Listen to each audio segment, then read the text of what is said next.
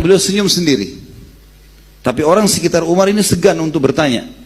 Satu waktu ada orang yang memberanikan diri bertanya, wahai Amirul Mukminin, kenapa anda kadang-kadang senyum sendiri? Kata Umar, saya teringat masa jahiliyah dulu. Kami dulu di Mekah, kami diperintahkan dan sudah menjadi sebuah doktrin, harus kami menyembah berhala, harus. Dan yang uniknya, harus batu yang dibuat berhala itu batu Mekah, nggak boleh batu dari tempat lain. Dia bilang satu waktu, saya keluar safar, perjalanan perniagaan, saya lupa bawa Tuhan saya. Di tengah padang pasir, saya ingin minta keselamatan, minta berkah, gitu. Saya cari, di tas saya nggak ada Tuhan ini. Dia bilang, di sekitar saya banyak batu, tapi bukan batu dari Mekah. Nggak boleh, harus dari Mekah.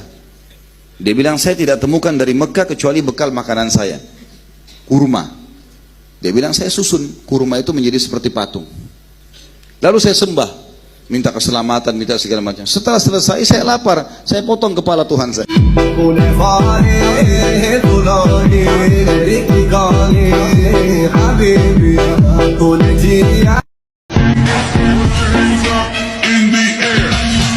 Umar datang, lihat Nabi langsung tundukin matanya. Nabi datang, pegang pundaknya sama Nabi, lalu Nabi goncang dengan kuat sambil mengatakan, hai Ibnu Khattab, belum tibakah saatnya kau tunduk kepada Allah dan Rasulnya? Maka Umar diam, digoncang kedua kali, wahai Ibnu Khattab, belum tiba saatnya kau beriman pada Allah dan Rasulnya? Umar jatuh terlutut depan Nabi, lalu Nabi goncang yang ketiga kali, wahai Ibnu Khattab, belum tiba saatnya kau beriman pada Allah dan Rasulnya? Maka dia syahadat, asyhadu an la ilaha illallah anna Muhammadar Rasulullah. Satu Darul Arkam takbir, semuanya orang takbir, Allahu Akbar. Saking kerasnya takbirnya terdengar dekat Ka'bah. Orang-orang Quraisy dengar, ada apa nih takbir muslimin? Maka Nabi bilang bubar, suruh bubar semuanya, jangan ada di sini. Nanti Quraisy buat masalah. Awal-awal Islam, Umarin duduk sama Nabi, ya Rasulullah, ajarkan saya lebih jauh tentang Islam. Apa itu? Nabi ajarkan tauhid, ini semua berhala buatan manusia, Allah melarang itu. Yang punya Ka'bah ini Allah, Allah itu begini, begitu, begini, diceritakan panjang lebar semuanya. Dalam hitungan berapa menit Umar tambah tertanam iman dalam hatinya. Oh begitu ya. Lalu kata Umar begini, ya Rasulullah, kalau apa yang anda sampaikan ini semua benar, berarti kita benar. Kata Nabi, iya. Berarti Quraisy itu salah. Kata Nabi SAW, iya. Ayo kita perangi ya Rasulullah.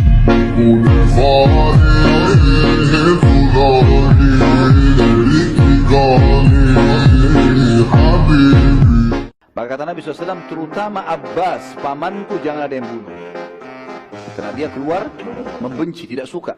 Nabi SAW tidak larang, kalau ada di antara muslimin mungkin yang menyerang Abu Lahab, paman Nabi, tapi kafir memang. Abbas tidak berbeda, membenci itu, tidak suka. Tapi dia terpaksa. Salah seorang dari sahabat namanya Hudzaifah bin Yaman radhiyallahu anhu sempat marah dengan Quraisy karena beberapa kerabatnya telah terbunuh di peperangan itu, di perang Badar. Dia bilang, apakah kami melihat mereka Quraisy membunuh sanak kerabat kami dan kami akan membiarkan mereka? Demi Allah, bila aku ketemu dengan Abbas, pasti aku akan hantamkan pedangku ini ke wajahnya. Jadi ternyata Nabi SAW larang, tidak boleh kan? Tapi dia emosi, dia bilang kalimat itu. Sahabatnya mulia, Hudzaifah bin Yaman terkenal, orang yang sangat mulia. Tapi pada saat itu dia tidak tahu kenapa dia ucapkan kalimat itu. Dengan jengkelnya di badan perang, kok bisa Abbas dilolosin? Kalau Abbas ketemu saya akan bunuh. Gitu kan? Nabi SAW saat mendengar perkataan Hudzaifah berkata kepada Umar bin Khattab, sedang berada di samping Nabi SAW, wahai Umar, apakah engkau akan membiarkan paman nabimu dibunuh? Umar langsung angkat pedangnya mengatakan, ya Rasulullah, gampang, izinkan saya tebas lehernya Hudzaifah.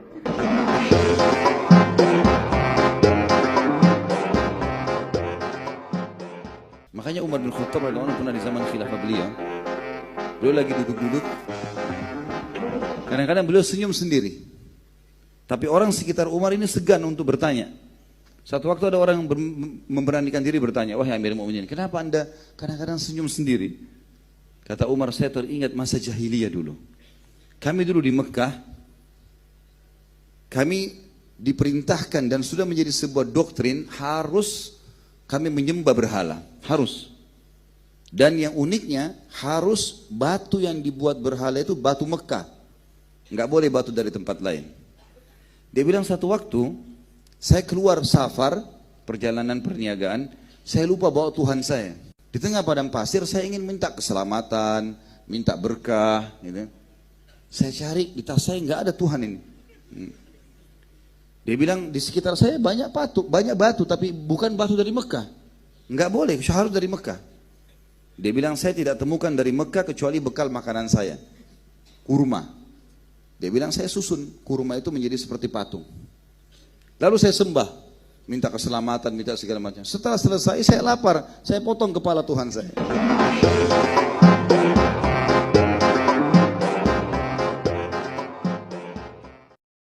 Khawatir dengan doanya Sa'ad. Jadi ada budaknya Sa'ad pernah jalan, kemudian ada angin yang kencang, tersingkap bajunya. Tidak sengaja. Waktu tersingkap bajunya ternyata nyantol di sebagian tubuhnya sehingga orang ini tidak tahu kalau auratnya kelihatan. Umar bin Khattab pas lewat, Umar bin Khattab ini kalau lewat di tangannya selalu ada tongkat.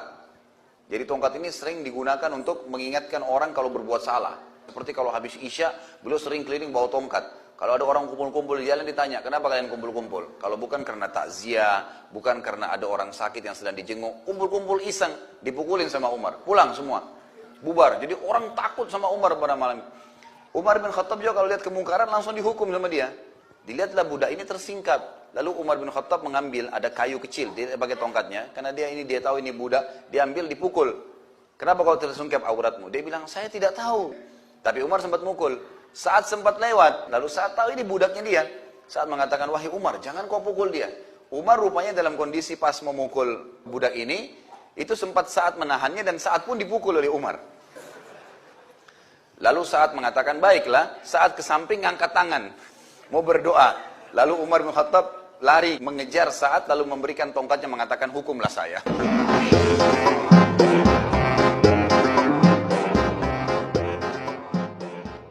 Umar bin Khattab pernah dapat beliau membeli banyak sekali kendi-kendi isinya minyak zaitun, penuh.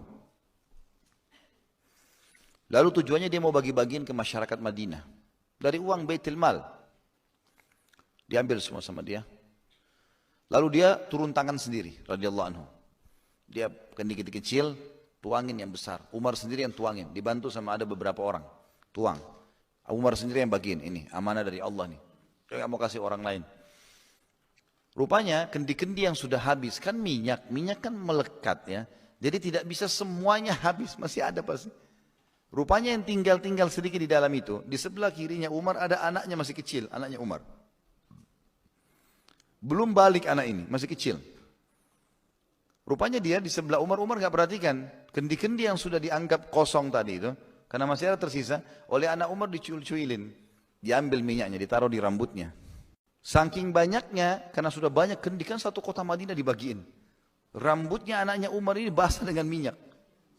Karena semuanya basah, dan karena basah, maka jadi rapi kelihatan. Anak itu tarik ke belakang jadi rapi rambutnya gitu kan. Setelah selesai, Umar balik mau ajak dia pulang. Dia bilang, apa yang membuatmu jadi indah ini? Dia bilang, ayah tadi saya ambil sisa-sisa minyak zaitun itu. Yang ada tadi di kendi. Kan sudah tidak dipakai, mau dibuang, kata anaknya. Kata dia, wahai anakku, seluruh anak muslim sebenarnya berharap bisa lakukan seperti yang kau lakukan. Tapi karena kau anak Amir Mukminin, anak raja, maka anak-anak muslim yang lain cuma bisa tonton apa yang kau buat. Mereka juga berharap meletakkan minyak zaitun di rambutnya. Saya bagi-bagiin ini tujuannya untuk itu, supaya semua rumah muslim pakai buat rambutnya, buat kulitnya. Kenapa kau ambil sisanya? Tanpa izin, ini bukan hak kita. Panggil tukang cukur, suruh cukur rambutnya.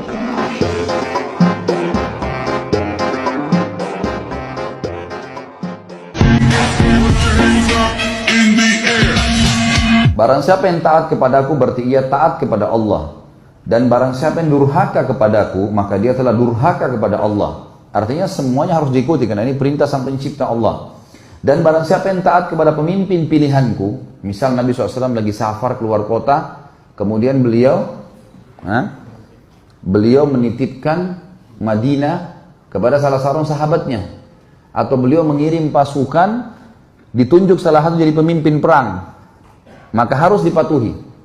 Siapa yang patuh pada pemimpin yang aku tunjuk, dia telah patuh kepada aku. Siapa yang maksiat, durhaka pada pemimpin yang aku tunjuk, maka dia telah maksiat kepada aku. Saya kasih contoh. Seorang sahabat Nabi bernama Amr bin As radhiyallahu anhu. Tahu ya? Orang ini dulu musuh Islam. Setelah dia masuk Islam 3 bulan, Nabi SAW membentuk pasukan untuk menyerang salah satu suku Arab yang memang dasarnya mau menyerang Madinah. Suku ini suku besar. Amr bin As baru masuk Islam 3 bulan, oleh Nabi SAW menjadikan pemimpin perang. Itu menjadi pimpinan perang, komando perang. Dan di dalam pasukan itu ada Abu Bakar, ada Umar, ada Uthman, ada Ali, ada Talha, ada Zubair, ada sahabat-sahabat yang mulia nih. Tapi Nabi SAW tunjuk Amr bin As. Harus dia jadi pemimpin. Dan pimpinan perang teman-teman kalau sudah ditunjuk, nggak boleh dimaksiati. Dia bilang berhenti-berhenti, makan-makan, pulang-pulang, perang-perang. Harus dipatuhi. Apalagi padang pasir nih, luar biasa. Waktu itu dingin sekali. Apa instruksinya Amr bin As? Jangan ada yang nyalakan api. Nggak boleh ada yang nyalakan api. Umar bin Khattab tahu, ini Amr bin As ini. Kalau bahasa kita anak kerucun. Baru masuk Islam 3 bulan mau ngatur-ngatur gimana nih? Dan dulu musuh Islam ini. Kata Umar, hai Amr, dingin. Kau larang bakar api, gimana ceritanya nih? Kata dia, instruksiku nggak boleh bakar api. Coba bayangin. Umar bin Khattab ini satu kali di box Amr ini bisa mati. Orangnya tinggi besar. Emosi Umar, tapi ditinggal. Ke Abu Bakar, ya Abu Bakar. Amr ini nggak, apa ini anak baru kemarin masuk Islam. Sudah gini instruksinya gitu. Abu Bakar bijak. Hai Umar, Rasulullah SAW tidak menunjuk dia. Sementara ada kau dan ada yang lain-lain kecuali memang dia yang paling pantas. Ikuti dia, berarti mengikuti Rasulullah SAW. Diam, sabar. Umar sabar. Besok pagi, menjelang subuh, pimpinan perang teman-teman, itu dia yang harus jadi imam. Gak boleh orang lain. Ada Abu Bakar, ada Umar, ada Uthman, ada Ali, hanya penghafal Quran semua ini. Ulama besar. Gak boleh, harus Amr jadi imam. Memang sudah begitu. Hukum syar'inya begitu. Subhanallah, Amr bin As mimpi junub. Ini kisahnya begitu. Amr bin As mimpi junub. Waktu dia keluar, minta dia bawakan air oleh beberapa pasukannya, gitu kan? Umar tanya, kenapa Amr? Dia bilang, saya junub. Gitu kan? Kemudian waktu dia pegang air, dingin. Kata Amr, saya mau tayammum. Saya mau tayammum. Kata Umar, ada air, gak bisa tayammum. Kata dia, saya mau tayammum. Dia tidak mau tayammum. Ini orang baru masuk Islam, mu'allaf ini. Hah? Umar sudah jengkel nih. Abu Bakar lagi. Gimana nih Abu Bakar? Ingat. Ini utusan Rasulullah SAW. Jangan kau bantah. Baiklah. Sudah, selesai sholat. Kata Amr, saya takbir, serang. Takbir, serang. Memang ternyata pasukan ini, kelompok ini, ya, suku ini, jumlahnya kalau mereka nyerang Madinah, bisa mengalahin Madinah semuanya. Nanti kan kita tahu alasan-alasan Amr bin As dan bagaimana Nabi SAW membenarkan dia. Diseranglah, ternyata hanya dengan kalau tidak salah 300 orang pasukan berhasil mengalahkan suku itu. Dan Amr bin As mengatakan, ingat, setiap orang kalian harus berjalan sama temannya. Nggak boleh pisah. Bersebelahan terus, dia harus dampingi. Sekarang pilih teman masing-masing. Jadi dia 300 orang tuh pilih teman. Selalu berdekatan, serang musuh berdua, nggak boleh pisahin.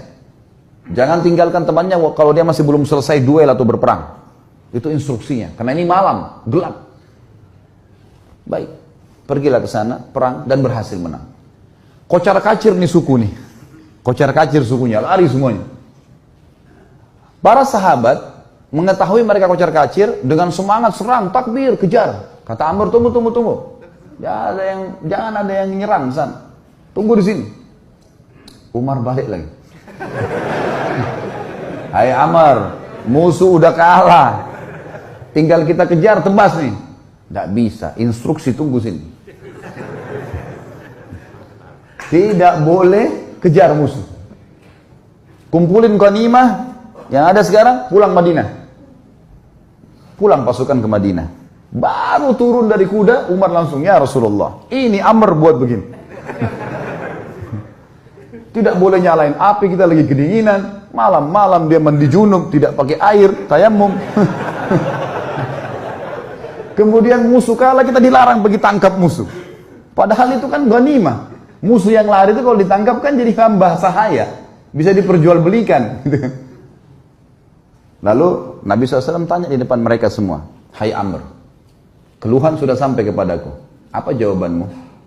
Ya Rasulullah, pasukan suku yang kita serang ini adalah suku yang jumlahnya, kalau semua berhasil menyerang Madinah keesokan harinya, habis kita nih. Pasukan perang jumlahnya banyak. Kalau kita nyalain api, mereka tahu kita ada, habis 300 orang lawan sekian ribu, gimana caranya? Kata Nabi SAW, benar. Lihat, Nabi SAW tidak salah memilih pemimpin nih. Nabi bukan orang bodoh. Hah? Wahyu dari langit nih. Yang kedua, kenapa kau mandi junub dengan tayamum? Ya Rasulullah, airnya seperti es. Kalau saya mandi, saya bisa sakit, mati. Saya pemimpin. Kalau saya sakit, siapa yang pimpin perang? Instruksi Anda, saya pemimpin. Nggak bisa, udara dingin di padang pasir. Maka saya tayamum. Kata Nabi SAW, kau benar. Umar yang tadinya marah, redam.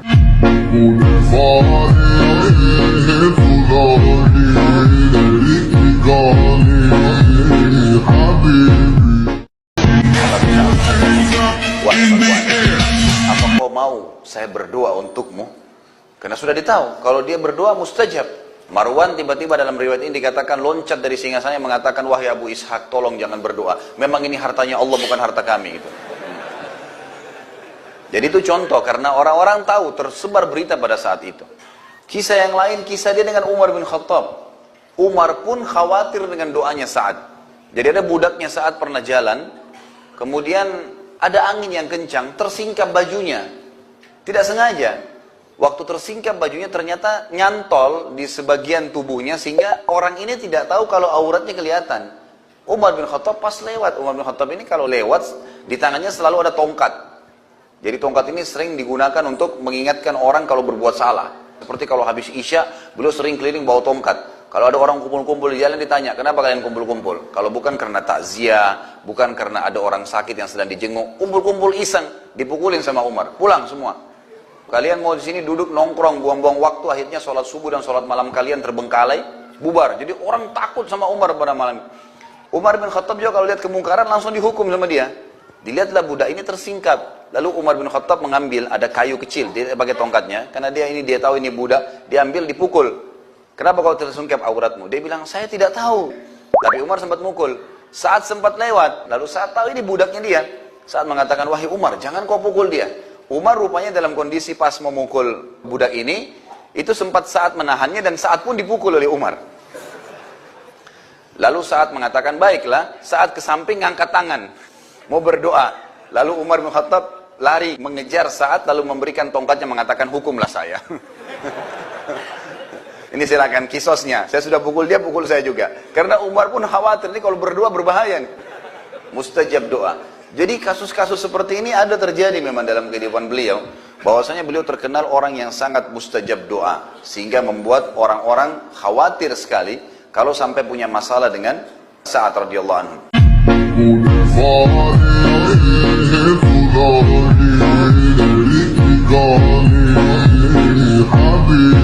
Awal masuk Islam saja, begitu syahadat, dan Nabi SAW sampaikan kepada sebab berhala ini, bahwa ini adalah Allah. Diberikan bukti-buktinya, Umar langsung yakin. Ucapan pertamanya Umar kepada Nabi SAW begitu habis syahadat, ya Rasulullah, bukankah orang-orang Quraisy itu salah? Kata Nabi SAW, iya. Bukankah kita benar? Iya. Ya Rasulullah, kenapa tinggal di sini? Kita perangin aja mereka. Wahai Umar, kalau kau lewat di sebuah lembah dan syaitan lihat kau lewat lembah itu, dia akan cari tempat lain karena takut bertemu denganmu. Nabi SAW tidak larang kalau ada di antara muslimin mungkin yang menyerang Abu Lahab, paman Nabi, tapi kafir memang. Abbas tidak berbeda, membenci itu, tidak suka, tapi dia terpaksa. Salah seorang dari sahabat namanya Hudzaifah bin Yaman radhiyallahu anhu sempat marah dengan Quraisy karena beberapa kerabatnya telah terbunuh di peperangan itu, di perang Badar. Dia bilang, apakah kami melihat mereka Quraisy membunuh sanak kerabat kami dan kami akan membiarkan mereka? Demi Allah, bila aku ketemu dengan Abbas pasti aku akan hantamkan pedangku ini ke wajahnya. Jadi ternyata Nabi SAW larang, tidak boleh kan? Tapi dia emosi, dia bilang kalimat itu. Sahabat ini mulia. Hudzaifah bin Yaman terkenal, orang yang sangat mulia. Tapi pada saat itu dia tidak tahu kenapa dia ucapkan kalimat itu. Dengan jengkelnya di badan perang, kok bisa Abbas dilolosin? Kalau Abbas ketemu saya akan bunuh. Gitu kan? Nabi SAW saat mendengar perkataan Hudzaifah berkata kepada Umar bin Khattab, sedang berada di samping Nabi SAW, wahai Umar, apakah engkau akan membiarkan paman nabimu dibunuh? Umar langsung angkat pedangnya mengatakan, ya Rasulullah, gampang, izinkan saya tebas lehernya Hudzaifah.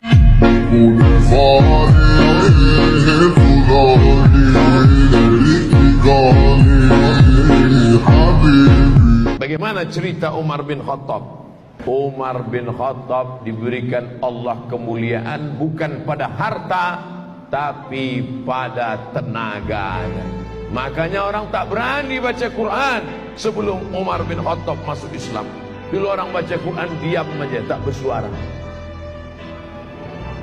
Kenapa tak berani baca Quran kuat? Karena takut ditangkap Abu Jahal dan Abu Lahab. Takut dibuli, takut diejek, takut dicaci maki. Makanya Nabi berdoa, Allahumma a'izzal Islam bi Umarain. Ya Allah, kuatkan Islam ini dengan 2 Umar. Ada 2 Umar yang paling hebat di Makkah waktu itu.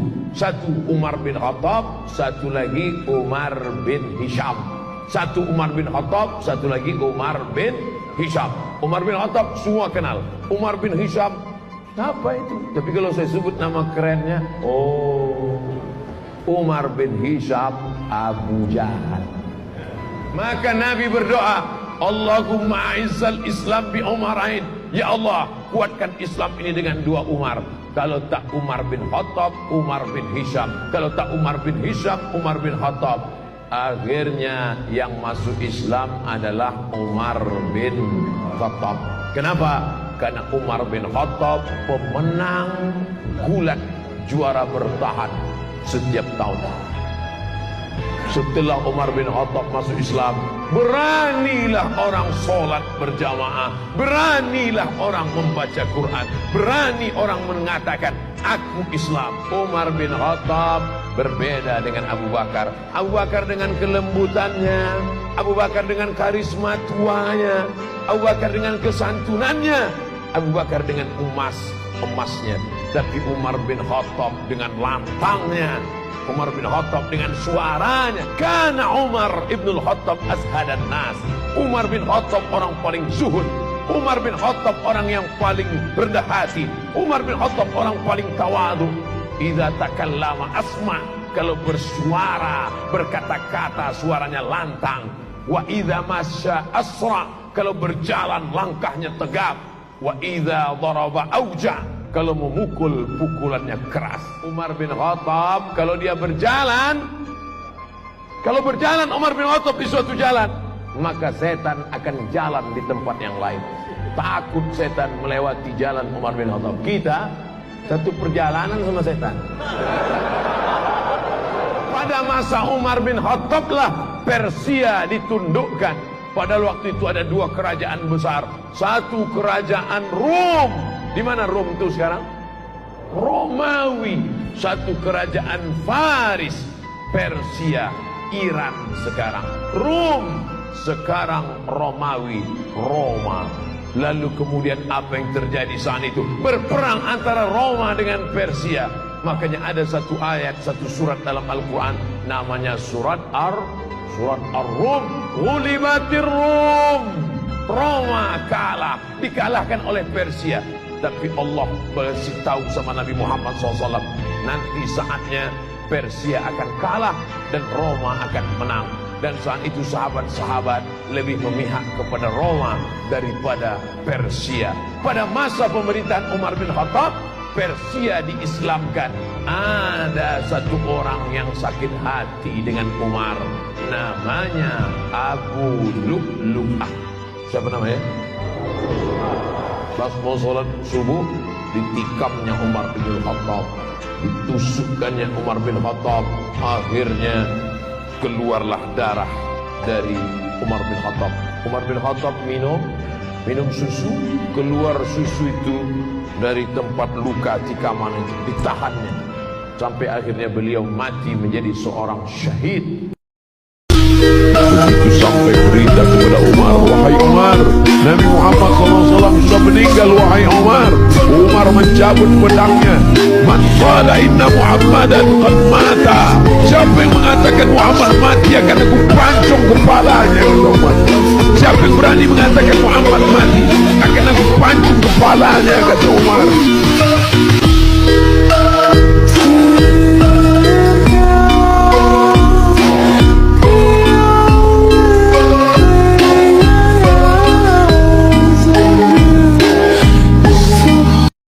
Itu Umar tiap hari itu selalu menantang orang-orang sekitar. Kalau ada yang merasa hebat, ayo bertemu dengan saya, naik ke atas Jabal Qubais mengumumkan, bertemu di bukit A, kita bantuin.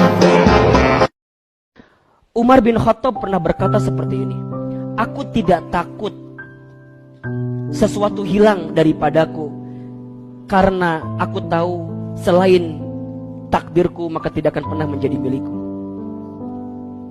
Aku pun tidak gelisah dengan sesuatu yang aku miliki kemudian aku kehilangannya. Kenapa? Karena aku tahu sesuatu yang bukan jadi milikku bagaimanapun tidak akan pernah menjadi milikku. Tapi ketika berhadapan dengan malaikat Munkar dan Nakir, Sayyidina Umar tak berubah. Ketika Rasulullah SAW menjelaskan tentang begitu menakutkannya malaikat Munkar dan Nakir, sahabat Rasulullah Sayyidina Umar bin Khattab seakan ingin melawan malaikat-malaikat tersebut. Hal ini sesuai dengan riwayat yang ditulis oleh Imam Jalaluddin Asyuyuti dalam kitabnya Al-Hawi Lil Fatawi, dari Al-Jazuli dalam kitab Syarhur Risalah, bahwa suatu ketika Rasulullah berbicara kepada para sahabat perihal Munkar dan Nakir. Digambarkannya malaikat Munkar dan Nakir akan mendatangi seseorang mayit di kuburan dalam bentuk yang begitu menyeramkan, berkulit hitam, bengis, keras, dan sifat-sifat buruk dan menakutkan lainnya. Lalu kedua malaikat itu akan menenyai si mayit. Mendengar penuturan Rasulullah itu pun, Umar bin Khattab bertanya, Rasul, apakah saat di kuburan nanti aku sebagaimana sekarang ini? Ya, jawab Rasul. Kalau begitu, timpal Umar kemudian, demi Allah, akan aku lawan kedua malaikat itu.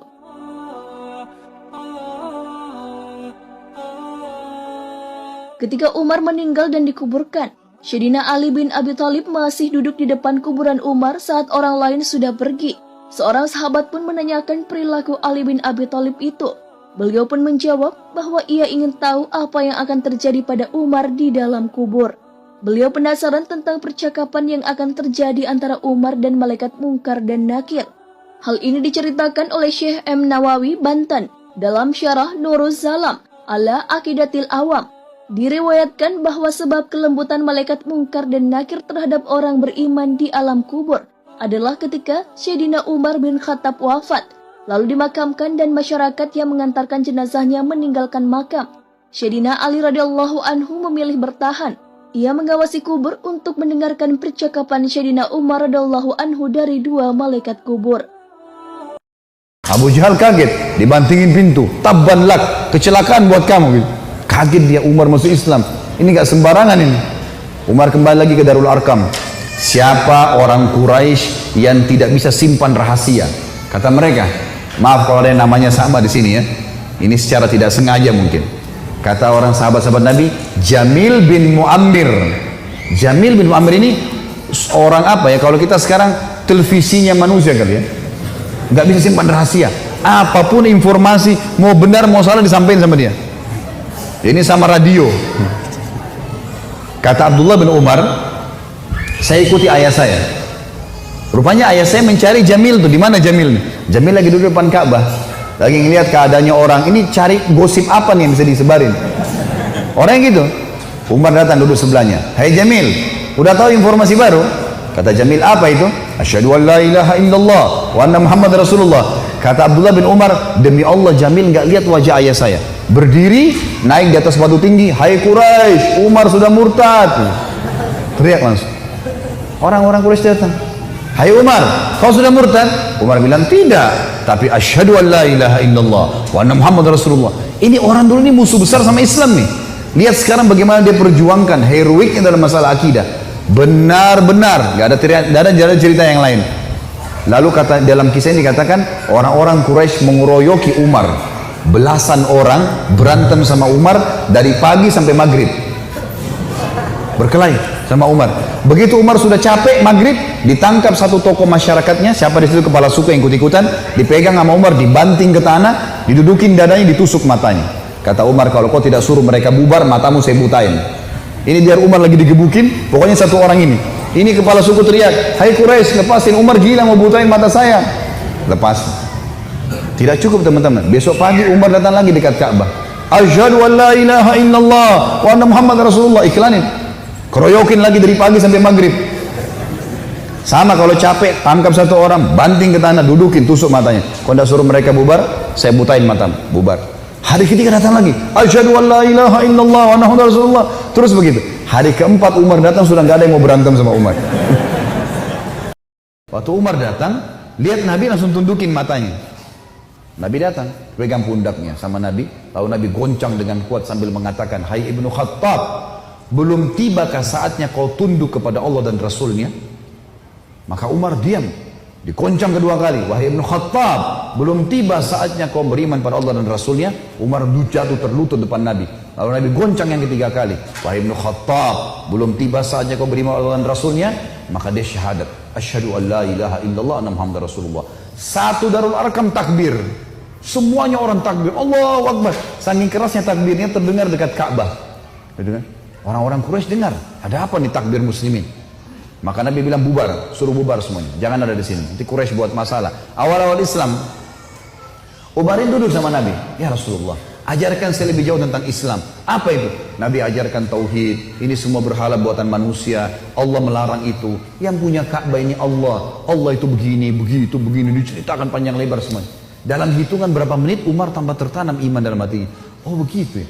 Lalu kata Umar begini, ya Rasulullah, kalau apa yang anda sampaikan ini semua benar, berarti kita benar. Kata Nabi, iya. Berarti Quraisy itu salah. Kata Nabi SAW, iya.